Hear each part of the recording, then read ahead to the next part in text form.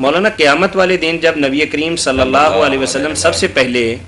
اللہ تعالیٰ کے حکم پر سجدہ سے سر اٹھائیں گے تو یہ پوچھنے پر کہ آپ کیا چاہتے ہیں آپ کہیں گے کہ میری امت کو بخش دے، کیا ایسے ہی ہوگا؟ اگر ایسے ہی ہے تو اللہ سے تقویٰ کا کیا مطلب؟ یہ جو آپ کی شفاعت کبریٰ ہے نا کہ آپ اللہ کے حضور سجدے میں پڑھیں گے، پھر اللہ کہے گا سر اٹھاؤ، اور آپ اٹھائیں گے، دعا کریں گے، اللہ قبول فرمائیں گے۔ اس میں یہ بات جو لوگوں نے شامل کر دی نا کہ میدان محشر میں ہی، عدالت میں ہی دخل اندازی ہو جائے گی، حضور چھڑوا لیں گے، یہ کسی حدیث میں نہیں ہے۔ ابن قیم ساری قسمیں لکھنے کے بعد کہتے ہیں کہ کسی روایت میں مجھے نہیں ملا کہ جنتی دوسری یہ فیصلے میں جو ہے نا مداخلت ہوگی، یہ صرف ہوگا حساب شروع کرنے کے لیے۔ یہ ساری امتیں جو آئیں گی نا، آپ تو اللہ کے حضور آپ درخواست کریں گے کہ فیصلہ تو ہونا چاہیے نا، سارے لوگ بیچارے جل رہے ہیں، سورج قریب ہے زمین، تو شروع ہو جائے گی عدالت، مگر فیصلے جو ہوں گے نا بالکل صحیح، جو دوزخ میں جانے کے لائق ہیں وہ دوزخ میں جائیں گے، جنتی جنت میں جائیں گے۔ پھر جو آتا ہے سفارش کا وہ بعد کی باتیں کہ پھر کئی بعد جائیں گے مسلمان اور حضور کچھ لوگوں کو نکال لائیں گے 3 قسطوں میں۔ یعنی آپ کہہ رہے ہیں کہ شفاعت کبریٰ جو ہے وہ صرف حساب شروع کرنے کے لیے ہو، فیصلہ شروع ہو جائے گا۔ ٹھیک،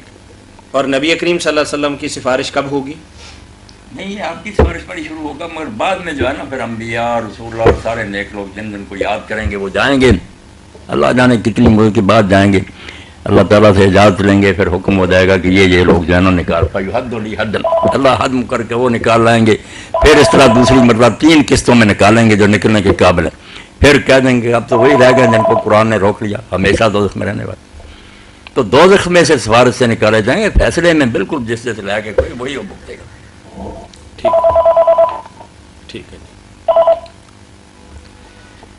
سر یہ سورہ یونس کو پڑھ رہا تھا تو اس میں شفاعت کی آیتیں ہیں، ایک تو سورہ یونس کے شروع میں آیت ہے کہ اللہ تعالیٰ فرماتے ہیں کہ آیت نمبر بولیں گے؟ ما من شفیع الا من بعد اذنہ،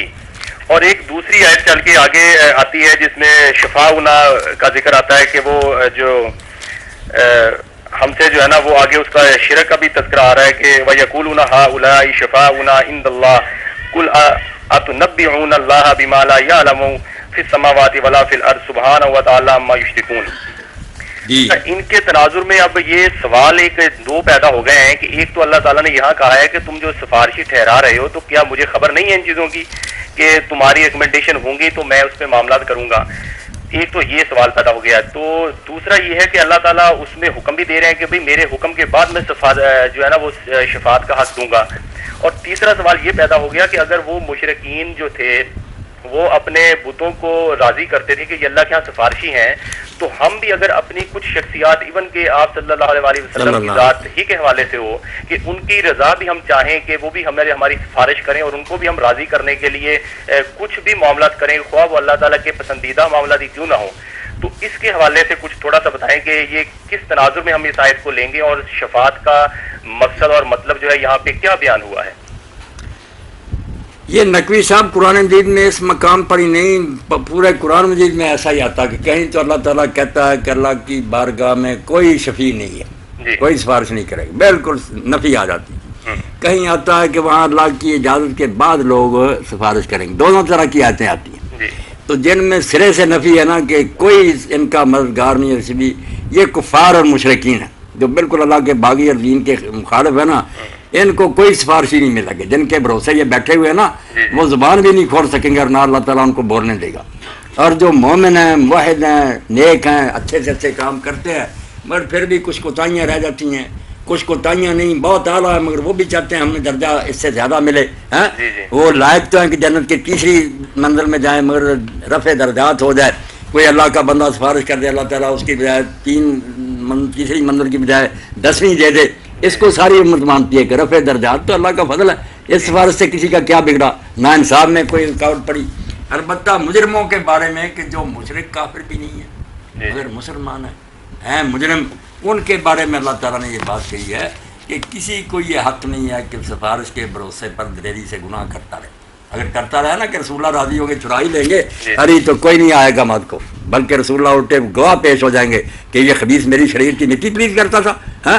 ہاں جو ڈرتے رہتے ہیں مگر گناہ پھر بھی ہوتے رہتے ہیں، نیکیوں میں پیچھے رہ جاتے ہیں، ان کے لیے سفارش ہوگی، مگر اس پر بھی یہ پابندی عائد ہے کہ اللہ سے اجازت لینی پڑے گی۔ اس سفارش کرنے والے کو بھی اور جس کے بارے میں سفارش کر رہا اس کے بارے میں پوچھنا پڑے گا کہ اس کے لیے میں کہہ سکتا ہوں اگر حکم ہو گیا کہ نہیں اس کے جرائم ایسے ہیں کہ سزا ہی ہوگی اس کو دوزخ میں بھیجا گیا پھر نہیں کو بولے گا. اور اگر اجازت مل گئی کہ تھوڑے ہیں چلو سفارش کر لو تو نقوی صاحب پھر یہ دعا کی طرح ہی ہے جیسے ہم بیمار کے لیے دعا کہ اللہ اس کو شفا دے ہماری خیر خواہی ہے ہمیں ثواب ملتا ہے میری اللہ کی مرضی ہے کہ وہ شفا کے لائق کے شفا دے دے گا نہیں لائق تو بیمار ہو کر مر جائے گا. حکم تو اللہ کا ہی چل رہا نا مگر انسانوں کی طرف سے یہ ہمدردی سفارش دنیاوی نہیں کہ رو بیر دبدبا ہے یہ شفاعت قہری جو ہے نا کہ اللہ کو کوئی انڈر پریشر لے آئے گا کفر ایسی سفارش کوئی نہیں ہوگی. اللہ خود بہتر جانتا ہے کہ بخشنا یا نہیں بخشنا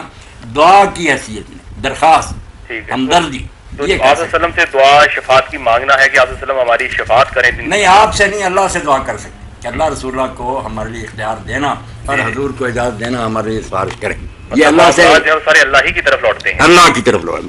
اللہ نے قرآن میں کہہ دیا للہ الشفاعۃ جمیعا سفارش ساری کی ساری اللہ کے اپنے ہاتھ میں پہلے سفارش کرنے والا محتاج ہے کہ اجازت ملتی ہے کہ نہیں پھر جس کے بارے میں کر رہا اس کے بارے میں کہ اللہ اجازت اس کے بارے شفیع اور مشفوع لہو سفارش کرنے والا اور جس کے لیے کرنے والا دونوں تو درمیان میں لٹکے ہوئے ہیں اجازت ملے یا نہ ملے یہ بھروسے کی چیز کافر بھروسہ کیے بیٹھے تھے کہ دن رات گناہ کرو چھڑانے والے ہیں جی ہم میں بھی اگر ایسے ہیں تو بالکل مشرک ہی ہیں. اچھا دوسرا ایک چھوٹا سا یہ سوال تھا کہ جو موضوع اور یہ بھی میں بات کہہ دوں کہ جہاں جہاں یہ آیا نا مسئلہ کہ سفارش کے بغیر کوئی نہیں کرے گا اجازت کے بغیر وہاں اللہ نے علم کا ضرور حوالہ دیا کہ میں جانتا ہوں سب کچھ نبی ولی کچھ نہیں جانتے سوائے اس کو جو میں بتاتا ہوں. یہ اس لیے ذکر کیا گیا کہ اگر میں کھلی چھٹی دے دوں تو میرے تو انصاف کا بیڑا غرق کر دیں گے یہ کیا جانتے ہیں کہ یہ کیسے جرم کر کے آیا. اس لیے آپ دیکھتے ہیں من ذا الذی یشفع عنده الا باذنہ آگے آتا یعلم ما بین ایدیہم وما خلفہم ولا یحیطون بشیء من علمہ الا بما شاء. اللہ کی سفارش اجازت کے بغیر کوئی سفارش نہیں کر سکے گا کیونکہ اللہ تو سب اگلا پچھلا حال ان لوگوں کا جانتا ہے دوسرے کیا جانتے ہیں جتنا اللہ کو بتایا. ہاں ابصار صاحب کا ایک اور مسئلہ بھی بالکل پوچھنا چاہ رہے ہیں کہ پوچھنے یہ توحید کا مسئلہ ذہن میں ہونا کہ اللہ کے سوا لوگوں کے تفصیلی حالات کسی کو معلوم نہیں اس لیے کھلی چھٹی مل جائے تو دو ہی صورتیں یا اللہ سفارش مانے یا رد کر دے تو نبی اور فرشتے کے پلے کیا پڑے گا پھر قیامت میں شرمندہ ہو کر رہ جائے گا. اس لیے پہلے کا مجھے پوچھ لو